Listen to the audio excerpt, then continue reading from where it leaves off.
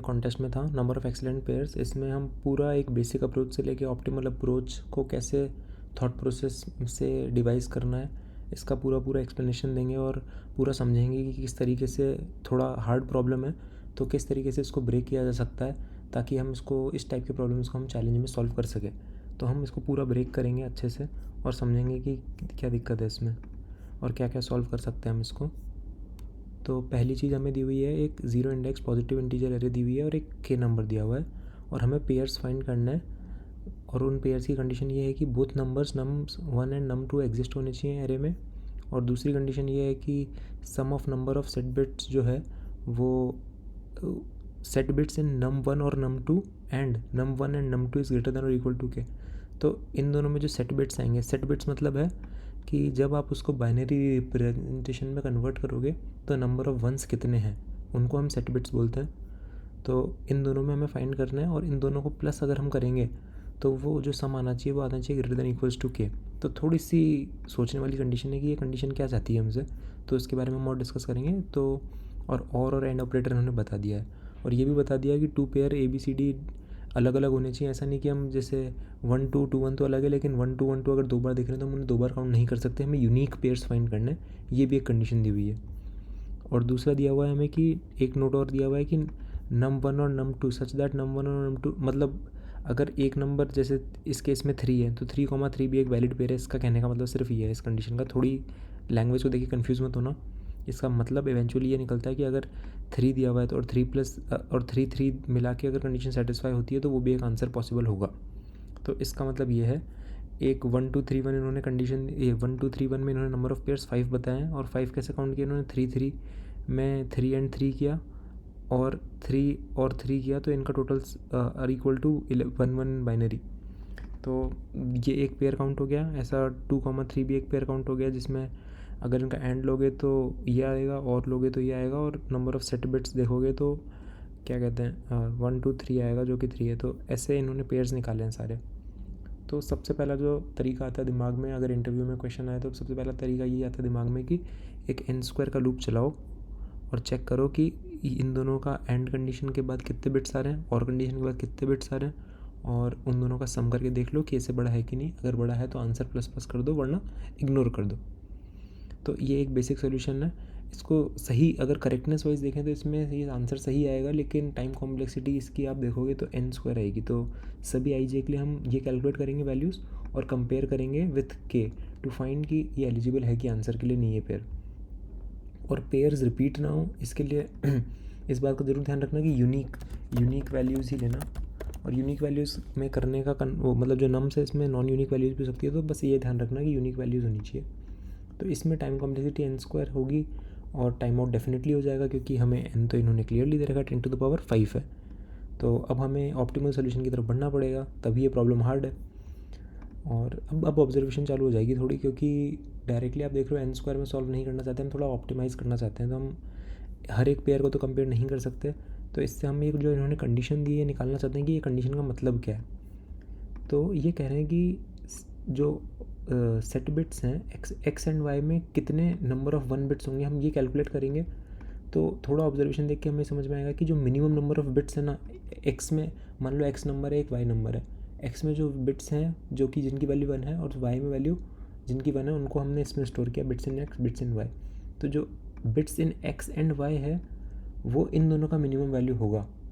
ये बात बहुत ज़रूरी है और इसको सोचने का तरीका सिर्फ यही है कि एक्स एंड वाई का आंसर में 1 तभी आएगा जब एक्स और वाई दोनों में 1 होगा। तो ये आप देख और दोनों में 1 तभी हो सकता है, जो मिनिमम वैल्यू है वही निकाल सकते हैं हम 1 उससे। और जो सेट 1 बिट्स इन एक्स और वाई उसमें होगा maximum value bits in X bits in Y. तो आप देखोगे कि ये जो वैल्यू आती है वो bits X plus bits Y आ जाती है। यानी ये जो बोल रहे हैं वो कह रहे हैं कि bits X plus bits Y, जितने सेट बिट इसमें हैं जितने सेट बिट वाई में है, अगर हम ये दोनों प्लस करेंगे तो हमारे पास ये वैल्यू आ जाएगी। तो ये सबसे ज़्यादा इंपॉर्टेंट ऑब्जर्वेशन है इस चैलेंज की। अब इसको इम्प्लीमेंट करने की बात आ जाती है कि अच्छा हमें पता चल गया कि क्वेश्चन कहना ये चाहता है कि हमें ऐसे कॉम्बिनेशंस फाइंड करने हैं कि उन दोनों के नंबर ऑफ़ 1 बिट्स प्लस करके ग्रेटर देन इक्वल्स टू के बन जाए। अब सिंपल सोल्यूशन ये बन गया है। तो ये थोड़ा टू सम टाइप का प्रॉब्लम है ना आपका, उस टाइप का थोड़ा प्रॉब्लम बन गया है ये कि two sum greater than equals to K वाला। बस इसमें ये करना है कि सबसे पहले हमें यूनिक AI फाइंड करना है ताकि सेम पेयर हम बार बार कंसिडर ना करें। फिर हम जो bits, number of set bits है ना AI में, उसकी एक एरे बना लेंगे। फिर हम उनको सॉर्ट कर देंगे क्योंकि एक टू सम टाइप का प्रॉब्लम है कि x plus Y number of pairs such that x plus Y greater than equals to K. ये अब वो सम एक तरीके का इस पॉइंट के बाद ये बन गया ये क्वेश्चन। तो इसके लिए एक स्टैंडर्ड तरीका आपको पता है कि हम पहले तो सॉर्ट कर देते हैं उनको। सॉर्ट पहले करेंगे हम बिट काउंट एरे को, और हर एलिमेंट के लिए हम find number of element such that, अब हमें फाइंड करना है हर एलिमेंट के लिए element plus X greater than equals to K, और कितने एक्स ऐसे पॉसिबल हैं। तो उसके लिए हम डायरेक्टली लोअर बाउंड यूज़ कर सकते हैं C++ का। लोअर बाउंड का मतलब ये होता है कि हमें ऐसा एलिमेंट फाइंड करना है कि k माइनस एलिमेंट से वो बड़ा हो, तो उससे हमें नंबर ऑफ़ एलिमेंट्स मिल जाएंगे इस कंडीशन को सेटिस्फाई करने वाले। और उसके बाद हम all the elements after found element will be eligible for x, do this for all elements in bit count array. एक ड्राई रन से ज़्यादा अच्छे से समझ में आएगा आपको लॉजिक। जैसे 1 2 3 1 है, हमने यूनिक एरे बनाई 1 2 3, नंबर ऑफ़ बिट्स की एरे बनाई 1 में। आप देखोगे तो 1 की बाइनरी रिप्रेजेंटेशन होती है 1, 2 की बाइनरी रिप्रेजेंटेशन होती है 1 1 1 0, बाइनरी 1 1 0, 3 की होती है 1 1। तो बिट्स काउंट एरे हमने बनी 1, यहाँ पे भी 1 आया और यहाँ पर 2 आया। अब हमने सॉर्टेड बिट्स काउंट एरे भी बन गई 1 1 2। अब हम i इक्वल्स टू 0 में हमने, अब हमारे पास 1 तो है, हमें मिनिमम 2 वैल्यू चाहिए ताकि हमारा जो सम है 1 + 2 ग्रेटर देन इक्वल्स टू 3 हो जाए। तो इसके लिए हम अपर बाउंड फाइंड कर रहे हैं 3 - 1 की यानी 2 की, जो कि हमको लोअर बाउंड ये मिल जाएगी 2। तो इंडेक्स 2 आ गया। अब हम answer plus equals to n minus index कर देंगे तो आंसर इधर 1 हो गया। सिमिलरली i इक्वल्स टू 1 पे जाओगे तो ये देखने को मिलेगा कि लोअर बाउंड, फिर से हमें लोअर बाउंड फाइंड करनी पड़ेगी, और करंट वैल्यू 1 है तो मिनिमम 2 वैल्यू तो चाहिए ताकि दोनों का सम मिला के ग्रेटर देन इक्वल टू 3 हो जाए। तो उसके लिए हमने फिर से लोअर बाउंड लगाया तो हमें यही एलिमेंट मिलेगा।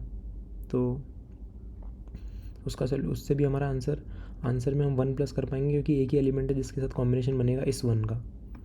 अब जो हम 2 पे आएंगे तो हम हमें सिर्फ 1 एडिशनल चाहिए, यानी ये तीनों वैल्यूज़ एलिजिबल है इसके लिए। तो इसके लिए हमने फिर से लोअर बाउंड फाइंड किया 1 का, तो इंडेक्स हमारा 0 आएगा आंसर में, और 0 आएगा तो हम मतलब इन तीनों वैल्यूज़ को इस लोअर बाउंड में कंसिडर कर सकते हैं। तो आंसर 2 + 3 5 हो जाएगा। तो ये थोड़ी सी अप्रोच है इसकी, थोड़ी सी इतनी स्ट्रेट फॉरवर्ड नहीं है, तो थोड़ा सा ध्यान रखिएगा। इससे आई थिंक ड्राई रन जो आपको दिया है इससे थोड़ा बेटर आइडिया लगा होगा कि कैसे हम इसको टू सम टाइप के प्रॉब्लम में कन्वर्ट कर पा रहे हैं इसको। Convert two sum type problem. तो ये काफ़ी अच्छा है इसका। और अब इम्प्लीमेंटेशन वाइज तो हमने इस तरीके से एक अनऑर्डर्ड सेट में वैल्यूज़ डाल के यूनिक कर दिया उन वैल्यूज़ को। यूनिक करने के बाद में हमने जो सेट बिट्स थे उनका काउंट निकाला है हर वैल्यू के लिए। तो इसका स्ट्रेट फॉरवर्ड लॉजिक है कि आप x, जब तक x 0 नहीं हो जाता x के ऊपर आइटरेट करते रहिए और उसको डिवाइड बाय 2 करते रहिए। तो ऐसे बाइनरी रिप्रेजेंटेशन निकालने का बहुत ही स्ट्रेट फॉरवर्ड तरीका है। और उसको हमने एक वेक्टर बना लिया सेट बिट काउंट का। अब हमें सेट बिट काउंट पे वो हमारा लोअर बाउंड वाला लॉजिक लगा रहे हैं, जिसमें एक बहुत ज़्यादा इंपॉर्टेंट चीज़ यहाँ पे है कि आंसर जो आपका है वो n² तक जा सकता है, और n है आपका 10⁵, यानी 10 तक आपका आंसर जा सकता है, और अपने इंटीजर की बाउंड्री 10⁹ तक के अराउंड ख़त्म हो जाती है। तो आपको इसको लॉन्ग इंट करना पड़ेगा। ये मेरे से भी गलती हुई थी, तो बहुत ध्यान रखिएगा इस बात का। अब हमने सॉर्ट करा हमारे लॉजिक के अकॉर्डिंग, और हर एलिमेंट पर आइटरेट करके हमने देखा कि मिनिमम वैल्यू कितनी चाहिए होगी अगर इस एलिमेंट के साथ मेरे को पेयर बनाना है वैलिड, और उसका हमने लोअर बाउंड फाइंड कर लिया। अगर लोअर बाउंड हमें नहीं मिल पाया कि सारे एलिमेंट छोटे हैं, बच्चे जो वैल्यू चाहिए उससे, तो हम कंटिन्यू कर रहे हैं, वरना हम n- आइटर देख रहे हैं कि कोई कितने पॉसिबल पेयर्स हैं जिसका पहला एलिमेंट ये होगा। तो इस तरीके से हम रिटर्न नंबर ऑफ़ पेयर्स कर देंगे इसको। और एक बार सबमिट वापस करके देख लेते हैं। मैंने एक बार तो कर रखा है सबमिट।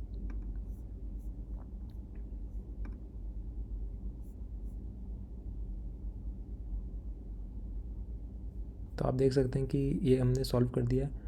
तो काफ़ी मतलब स्ट्रेट फॉरवर्ड तो नहीं था, डिफ़िकल्ट प्रॉब्लम था, लेकिन थोड़ा ब्रेक डाउन कर कर के हम इसको सॉल्व कर सकते हैं। ऐसे प्रॉब्लम जब चैलेंज में आए तो ब्रेक डाउन कर कर के और इसको छोटे सब प्रॉब्लम्स में कन्वर्ट कर कर के, जैसे इसमें हमने इसको थोड़ा टू सम टाइप प्रॉब्लम में कन्वर्ट किया। ये बिट्स वाली बहुत इंपॉर्टेंट ऑब्जर्वेशन थी, तो ये ज़रूर करिएगा।